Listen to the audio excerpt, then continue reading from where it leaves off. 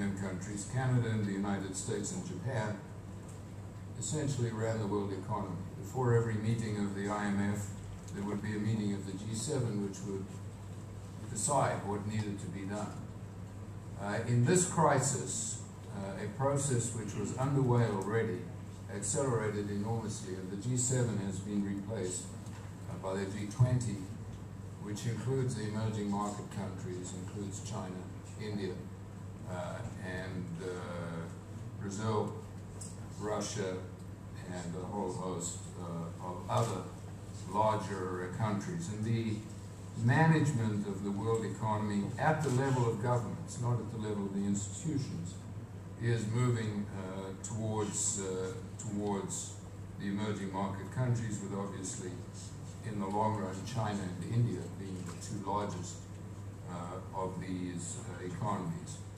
And China has been very deliberate in making its hopes and its intentions clear in taking a larger role, not only in the G20, but also in the international institutions.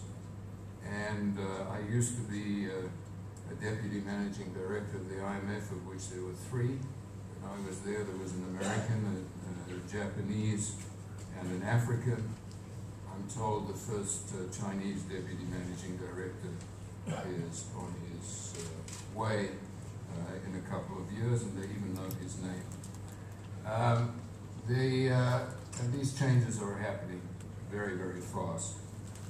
China has also expressed its concerns. The governor of the Central Bank of China has expressed his concerns about the role of the dollar in the world, and China is arguing the creation of a new international currency to replace the central role of the dollar.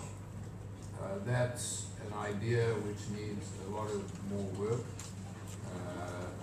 There are some elements of it currently in place, but it's not going to happen anytime soon. But these ideas are all going to be discussed as in the years to come, and probably over the course of time, the international financial system will become less US dominated, less dollar dominated, and more inclusive of the currencies of Asia and of the euro.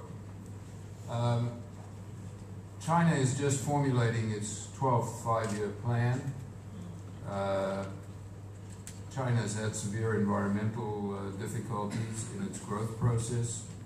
Until recently, it used to argue that it wasn't fair to require it to uphold the environmental standards which were being imposed on the advanced countries, which had had the opportunity to grow without concern for the environment. We're now trying to impose more advanced standards on China and India and Brazil and so forth. In the 12th five-year plan, China has completely switched its approach and is intending now to become the most rapid, to undertake the most rapid transformation to clean energy of any country. And a major effort in the next five-year plan is going to be devoted to transforming the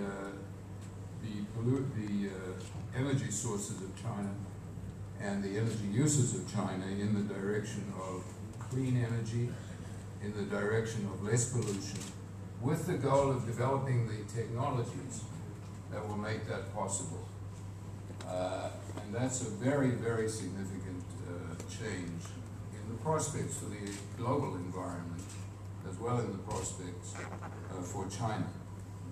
Well, now I want to close by saying that the minister in his speech gave us many opportunities, many examples where cooperation is possible in the area of climate change, in the area of the environment.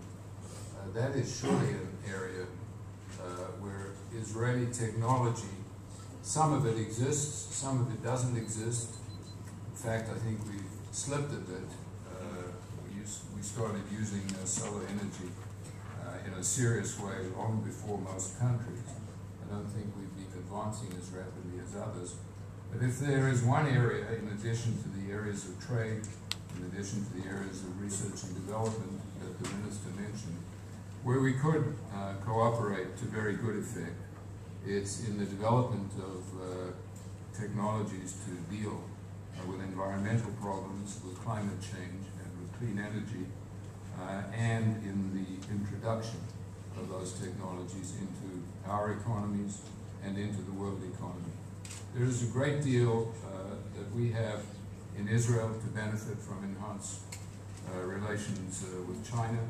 We're, of course, much smaller than China, but proportionately, I think we also have a great deal to offer in the direction of high-tech and in the direction of Israel's capacities to develop new technologies, to be innovative, to be creative.